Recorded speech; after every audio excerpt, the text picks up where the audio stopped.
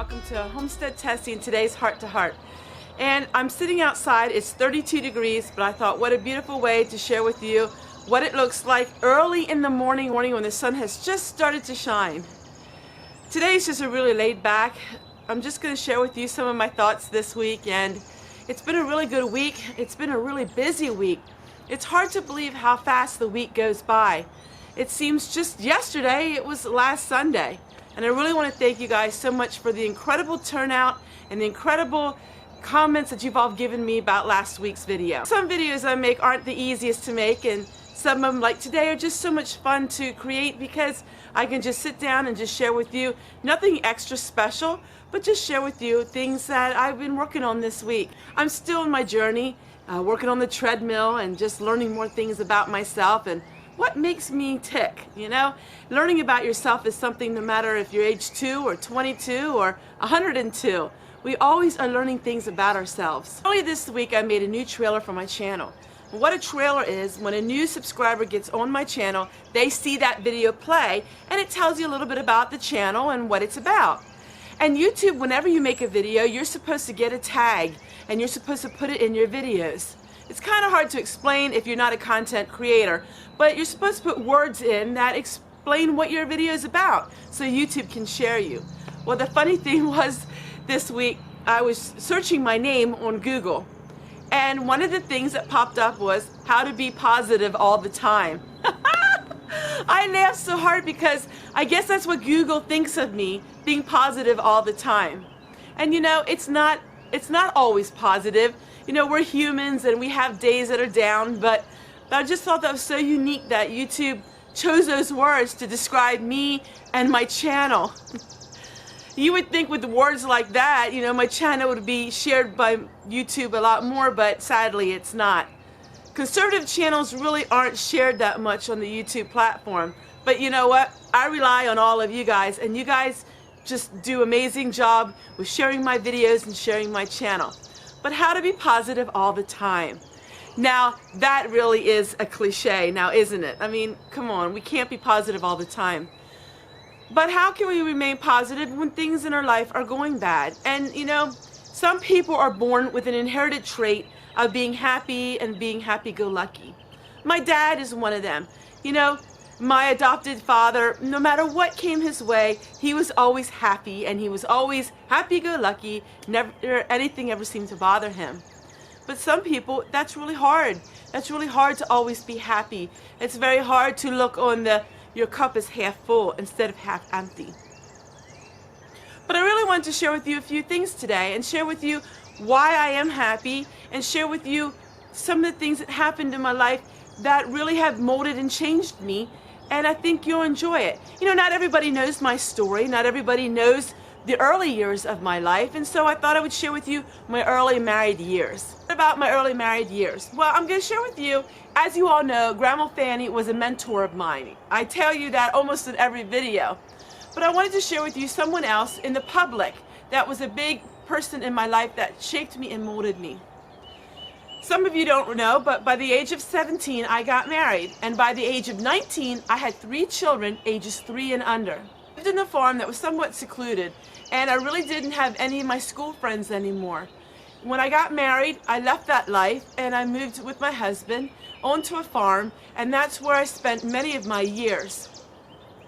And in those years were the best years of my life, but yet they were hard years. Come on, at age 17, having 3 children by the age of 19, they were daunting years. They were years where I would say it was survival mode. Because having 3 children under the age of 3, because of having 3 children ages 3 and under, it was very hectic. I grew up with my children. They are my best friends. They remain my best friends, and my grandchildren. We grew up together.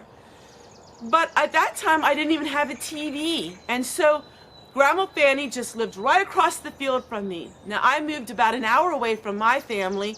And my family, although they were farm community, when my parents got married, they left the plain Mennonite church.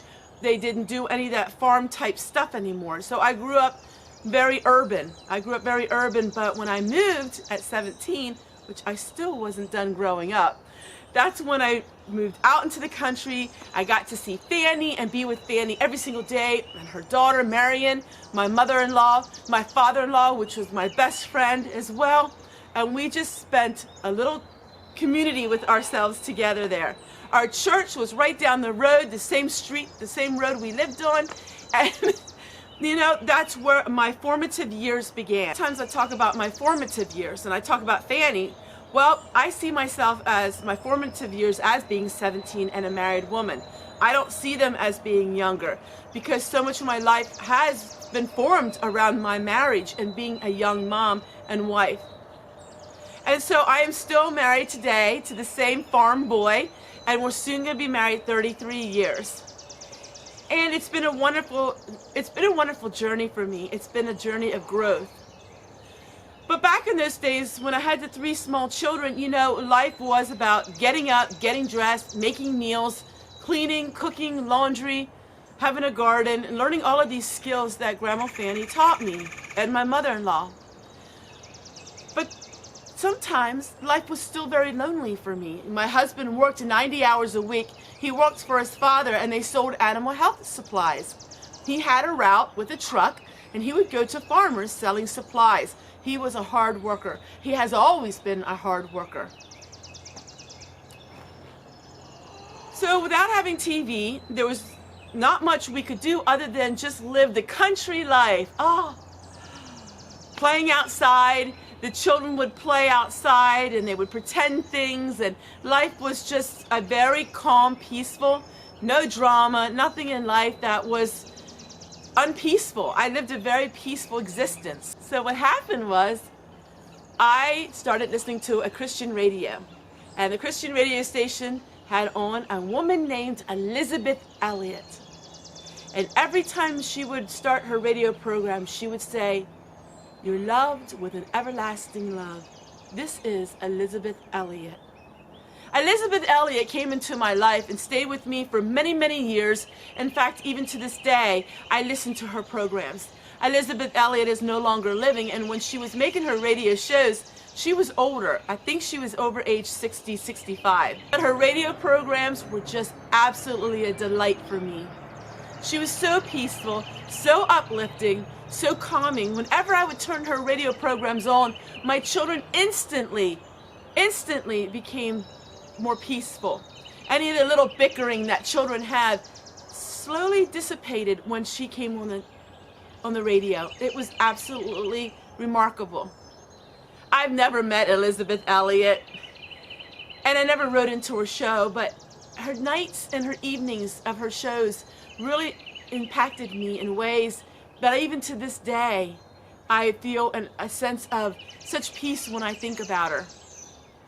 So Elizabeth Elliott was a big person in my life. So at nighttime, about the hours between 5 and 7, my children oftentimes would get a little bit restless over those times, especially in the winter time. You know, back in those days, you know, things were different than they were now. We didn't have any electronic devices. We didn't have things like that. We surely didn't have TV. So I would turn her radio program on, and it's absolutely amazing. Elizabeth Elliott. Who was Elizabeth Elliott?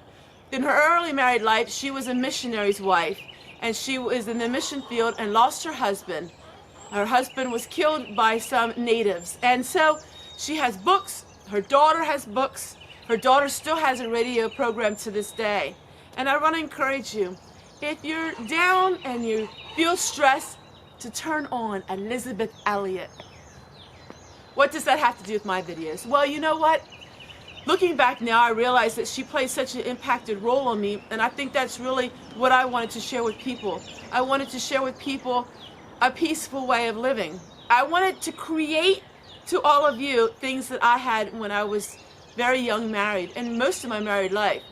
I'm very blessed to live in a peaceful existence. That doesn't mean there aren't things that came my way that caused unpeace or caused strife.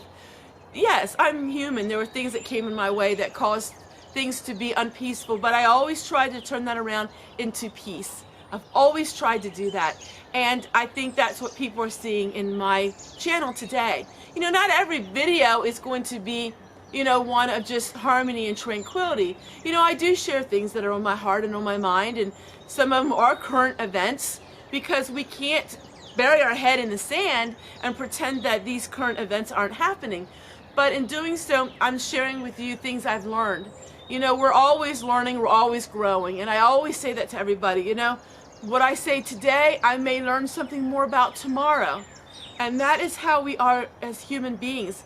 If we shut out our growing and we shut out the things that we're learning and we think we learned it all, we are really living in a shallow existence, because none of us have learned it all in life. All of us need to learn something. I need to learn things, and I just really enjoy sharing with you things that I'm going through in my life, and just sharing with you my life. At age 17 and having 3 children by the age of 19, I look back on it as my greatest accomplishment I've ever made. I'm very blessed and very fortunate to have children that were very good children. My children didn't really rebel. My children always were around me and with me. And I think some of it has to do with because they were my world, they were my life. We spent all of our time together. And, they'll never forget that. And we grew up not having a whole lot, but whatever I had, my children had, because I shared it with them. And I'm so very thankful. I have so many things to be thankful for today. We can look on the loss of our life, the loss of a lifestyle that I lived, and the loss of a beautiful home that I had, and the loss of beautiful brand new, equipment, brand new vehicles, vacations and things like that. But you know what? It's all in what you gain. And I tell people, and they think it's so fake when I say it, and I tell people all the time, I wouldn't take it back. If somebody offered it to me, I wouldn't take that back, because learning all of these things have created in me such joy. Do I wish I had a bigger homestead somewhere secluded? Well, of course I do. But you know what? When we learn to be happy and content with what we have in life, that is when we can learn the secret to life. So many times people say, well, when I get my inheritance, or when I get older, or when I get this, or if I get healthier, if I lose my weight, or if I look different, if I get this, if I buy that, you know what? The grass isn't greener on the other side. And so many times people will look upon that and think, once I have all that, my life will be complete. It's not how it works, my friends. Make your life complete where you're at now. And if those things happen, that's just the icing on top of your cake. Well, I hope you enjoyed this really informal talk today. I was just sharing with you my heart and just kind of randomly speaking to you today about things that I'm thinking about. I really like the communication that I'm having with all of you. And when I ask you a question, my goodness, so many people answer, and that's what I want. I had 800 comments to my one video this week when I asked you a question. So I'm going to ask you another question. What is something that you're thankful for today? And what is something that you're grateful for? Think about it really strong and hard, and think about what is something today that you're happy that you have, or you're thankful that you have. I want to hear your comments.